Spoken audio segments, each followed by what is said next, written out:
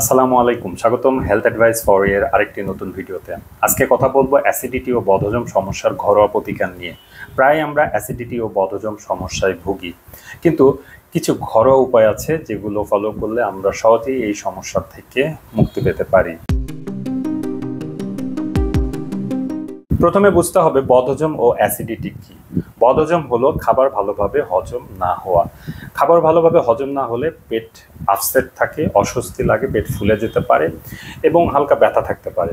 এরপর অ্যাসিডিটি হলো সাধারণত যে অ্যাসিডটা আমাদের পাকস্থলীতে থাকে, সেই অ্যাসিডটি যদি অতিরিক্ত ক্ষরণ হয়, এই অ্যাসিড কিন্তু আবার আমাদের খাবার পচনের জন্য জরুরি, কিন্তু কোনো কারণে অ্যাসিড যখন বেশি নির্গত হয়ে পাকস্থলী থেকে খাদ্যনালীর দিকে চলে আসে, তখন পেটে জ্বালাপোড়া হয়, বুকেও জ্বালাপোড়া হয়।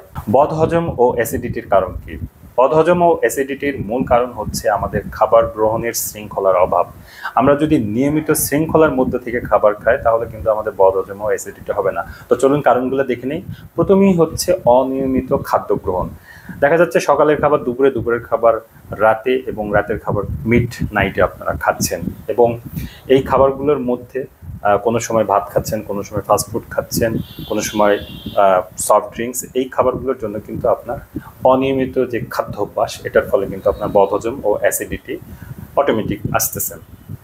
এরপরে আপনার ২ নম্বর যে কারণটি, মূল কারণ, তা হলো ভাজা পোড়া চর্বি জাতীয় খাবার, আপনার মশলাদার খাবার আপনার বেশি খাওয়া। এই খাবারের ফলে আপনার বদহজম তো হবেই, এর ফলে যেহেতু তেল চর্বি বেশি, আপনার অ্যাসিডটা বেশি বের হচ্ছে, এর ফলে হাইপার অ্যাসিডিটি হচ্ছে। এরপর ৩ নম্বর, একবারে অনেক খাবার খাওয়া।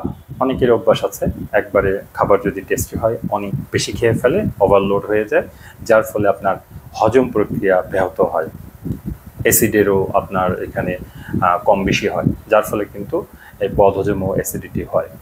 এরপরে অনেকেই খাবার চিবিয়ে, কম চিবায় আর কি, অল্প একটু চিবিয়ে গিলে ফেলে, এর ফলেও কিন্তু আপনার বদহজম এবং অ্যাসিডিটি হয়ে থাকে। এরপরে চা, কফি এবং সফট ড্রিঙ্কস বেশি বেশি খাওয়ার ফলেও কিন্তু এই হজম ব্যাহত হয় এবং অ্যাসিডিটি হয়। এরপরে আছে মানসিক সমস্যা। মানসিক সমস্যার কারণেও কিন্তু বদহজম হয়। দেখবেন কেউ যদি আপসেট থাকে, তার বদহজম দেখা দিয়েছে, অথবা বুক জ্বালাপোড়া করতেছে। তো এখন সমস্যার সমাধান নিয়ে আমরা আলাপ করব। ঘরোয়া যে উপায়গুলো আছে, যেগুলো আপনারা অ্যাপ্লাই করলে এই বদহজম ও অ্যাসিডিটির সমস্যা থেকে মুক্তি পাবেন। গোলমরিচ এবং আদা। গোলমরিচ এবং আদার সংমিশ্রণে যদি আপনারা চা বানিয়ে খান, তাহলে কিন্তু এই অ্যাসিডিটি থেকে আপনারা মুক্তি পাবেন, এবং আপনাদের যদি বদহজম থাকে সেটাও কিন্তু দূর হবে। আপনারা একদম স্বাভাবিকভাবে ১ কাপ পানিতে ১ টুকরা আদা এবং গোলমরিচ আপনারা মিক্সড করে চা বানিয়ে খাবেন। এরপরে অ্যাসিডিটি কমানোর জন্য মধু বা গুড় খাওয়া যেতে পারে। ১ চামচ মধু অথবা গুড় ১ গ্লাস পানির মধ্যে মিক্সড করে যদি আপনারা ইনস্ট্যান্ট খান, যখন আপনাদের অ্যাসিডিটিটা বাড়ে, দেখবেন কমে যাবে। এরপরে জিরা পানি। আপনারা অনেকেই জানেন জিরা পানি বদহজম দূর করতে এবং অ্যাসিড নিউট্রাল করতে সাহায্য করে। বাজারে কিন্তু জিরা পানি নামে কিছু ড্রিঙ্কসও বের হয়েছে।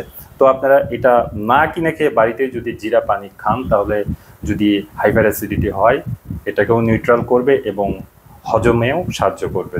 এরপরে চর্বিযুক্ত খাবার, মশলাদার খাবার এবং ভাজা পোড়া যে খাবারগুলো আছে, এগুলো এড়িয়ে চলতে হবে, খাওয়া যাবে না। এই খাবারগুলো বদহজম আরও বাড়িয়ে দেয়, অ্যাসিডিটিও বাড়িয়ে দেয়।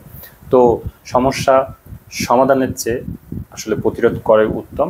অতএব এই সমস্যা যেন আপনারা না পড়েন, তার আগে আপনার এই খাবারগুলো কিন্তু অ্যাভয়েড করতে হবে। এরপরে সব সমস্যার আসলে প্রধান অস্ত্র পানি পান করতে হবে। আপনারা যদি নিয়মিত পানি পান করেন, দৈনিক ৮ গ্লাস, তাহলে আপনার যে হজম প্রক্রিয়াটা, এটা কিন্তু অনেক বেটার হবে।